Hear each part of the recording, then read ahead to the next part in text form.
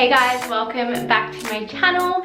I'm doing another wedding planning vlog for you guys today. So as I'm currently filming this right now, I am 3 weeks out until the wedding day, which is so exciting, but I have so much footage that I've just accumulated from all the planning, and I really want to get a couple of vlogs out before the actual wedding day for you. So this one is going to be all about starting to create our signage and our invitations. So I opted to DIY all of our signage and all of our invitations. My job, I'm a marketing manager, and I create like all the creatives, a lot of like graphic design work and things like that. So I feel like I had it in me to create these invitations. The one thing that I hadn't sort of planned on or hadn't done before is like using the Cricut and all that sort of stuff, but I'm quite good like tech wise, so I wasn't too worried about working out the actual like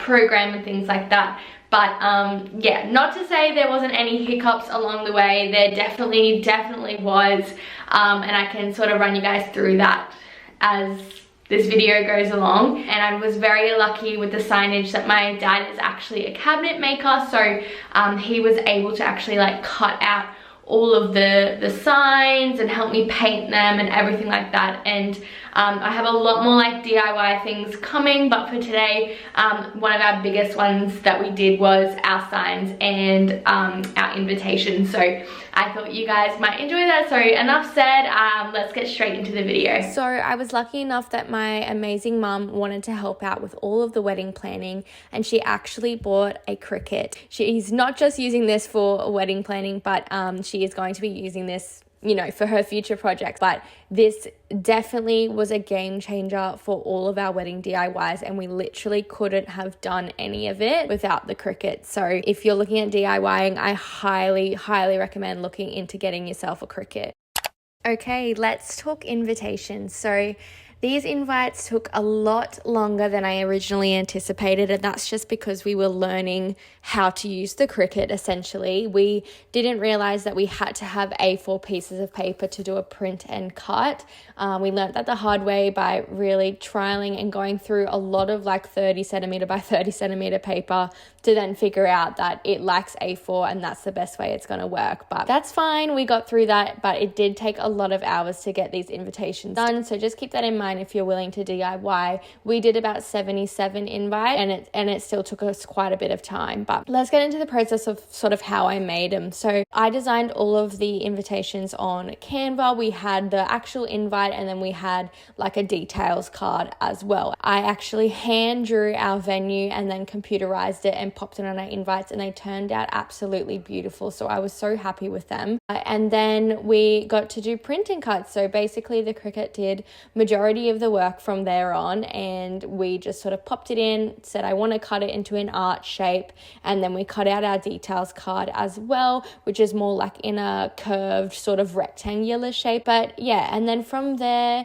once those ones were all done, and we did 77 or a little bit extra anyway, because always have extras, because there's always a mistake that's going to happen. But from there, we had our actual envelopes to do. Now, I'm a good handwriter, but not a good enough handwriter for wedding invitations and what I have seen in the past. So the best thing that we did with our Cricut was the Cricut can actually write, like hand write with a pen, all of those names. So basically on Cricut Design Space, I wrote it in, all the addresses, all the names, and then I picked the font, and I picked more of a cursive font so it looked like a very handwritten print.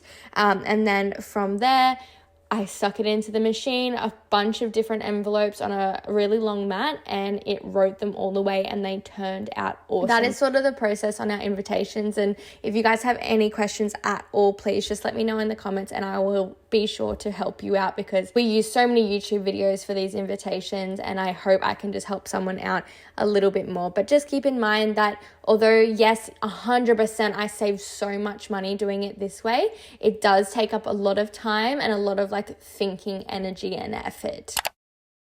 Okay, let's talk about our signage. So we were so lucky, as I said at the start of the video, that my dad is actually a cabinet maker, so he was able to cut out all of our signage shapes. We did a welcome sign, a seating sign, some bar signs, and table numbers as well, and all of them were in that arch sort of shape. So this is my dad's like CNC machine that cut out our arches, and we did all the measurements up in our, like what we wanted it to look like, and then Dad put it through his computer and created them.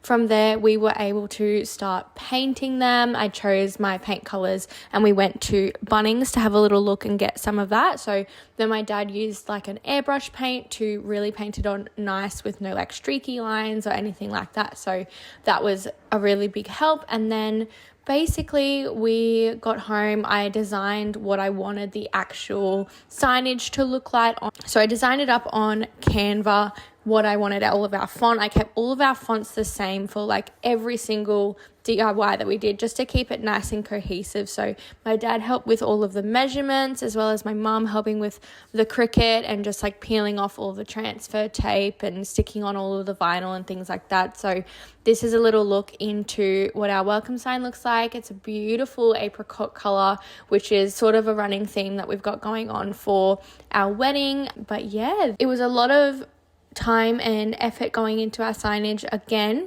but this was actually a really satisfying process for me, and it was exciting to see what the finished product looked like.